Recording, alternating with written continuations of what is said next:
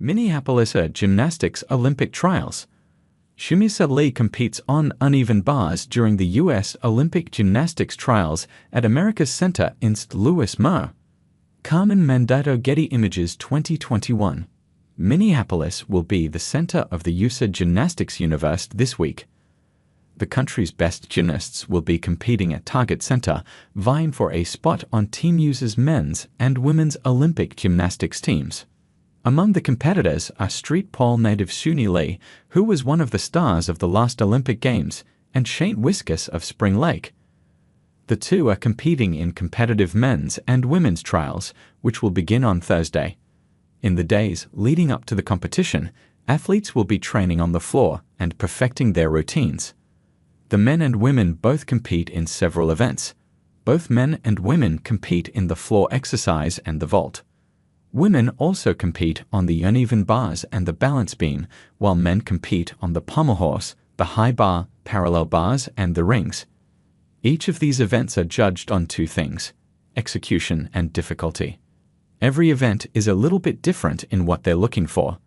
But really, there's two scores, said Jenny Hansen, the head coach of the University of Minnesota women's gymnastics team. One is their difficulty, how difficult are the elements in their routines, and then they have an execution score. So that's how well they do them, how good is their form and their artistry and the level in which they perform the elements. While the routines are judged for scores, there are other elements that the Olympic coaches will be watching for, including who their best and most consistent athletes are and who can help round out their team.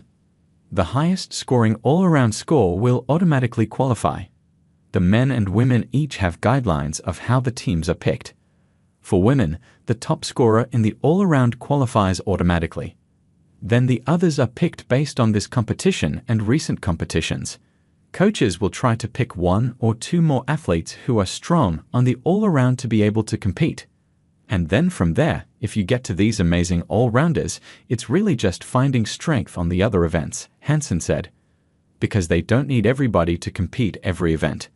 They don't put up 5 athletes in each event. So then they're just kind of looking to round out who are the strongest in the other events.